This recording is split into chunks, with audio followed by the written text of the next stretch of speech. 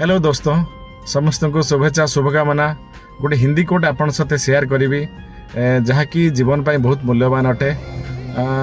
सफर का मजा तभी लीजिए जब आपके सामान आपके साथ कम हो, और जिंदगी का मजा तभी ले सकते हैं जब दिल में अरमान कम हो। और आदमी को हमेशा मस्तीखोर होना चाहिए, और सीरियस लोग तो हॉस्पिटल में भी मिल जाते हैं। इसका मतलब यही है कि आपण जिते सफर जाऊँगी से आप कम जिनस रखु। आप निहाती भल भाव जो जगह बुलिया जाते मजा रखिए नहीं पारे।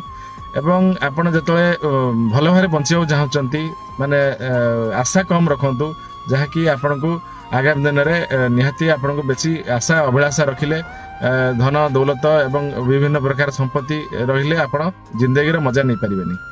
सेमिति आपणकर अधिक जो भल भल भाव मस्ती करंतु, भल भाव लाइफ को एंजॉय करंतु, जहाँकि कम से कम भल भाव बचापी एटा निहाती आवश्यक अटे। कारण सीरियस लोग माने सीरियस लोक माने निहाती जे कष्ट पाती से तो निहाती हॉस्पिटल ले थांती। कम से कम तांको प्रति सहृद हवा कथा आवश्यक अटे, एवं निजरे भल भाव बचा देखे।